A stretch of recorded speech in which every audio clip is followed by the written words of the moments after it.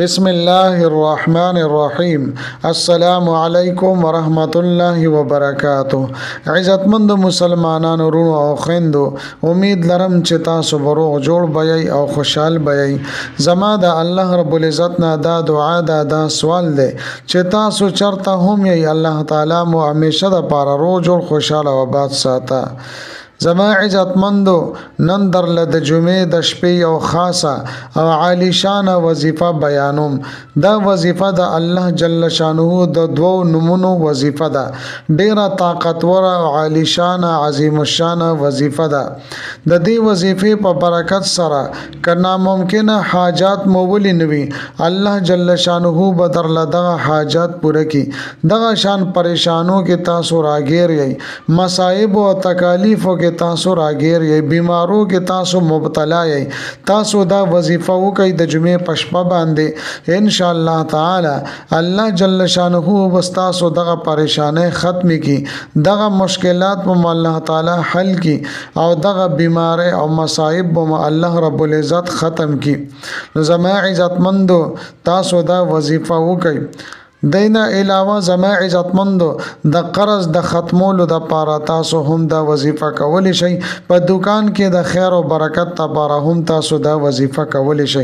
دغه رنګ زما عزتمندو، د رشتې د پاره په مناسب ځای کې د رشتې کولو د پاره هم تاسو دا وظیفه کولی شئ.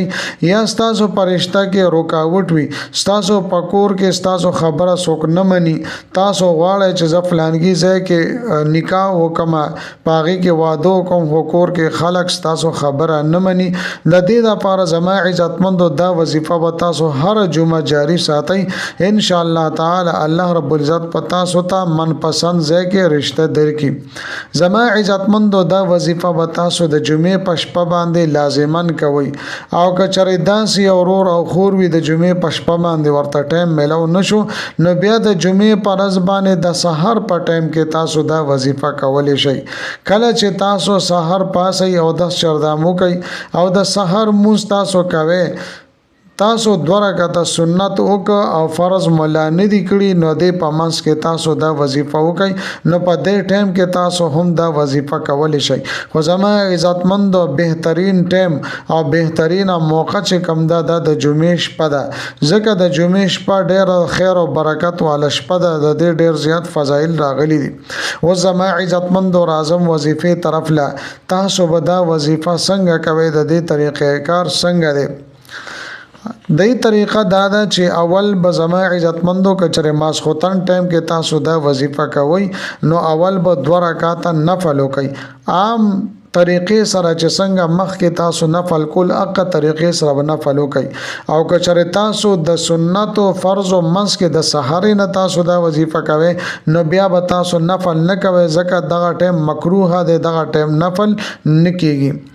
کله چې مزما عزتمندو نفل وک، نو 3 پیره به تاسو درود شریف وایي، اللهم صل علی محمد وعلى آل محمد، تر اخره پر پورې به تاسو درود شریف وایي.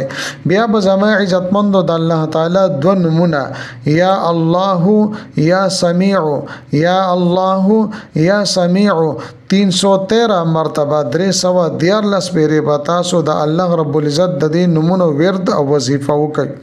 بیا به زما عزتمندو 11 پیره یا 21 پیره 11 مرتبه یا 21 مرتبه به تاسو وایي، لا حول ولا قوه الا بالله العلی العظیم، لا حول ولا قوه الا بالله العلی العظیم. او بیا به زما عزتمندو 3 پیره تاسو درود شریف وایي، اللهم صل علی محمد وعلى آل محمد، تر اخره پورې بدرې پیره تاسو درود شریف وایي.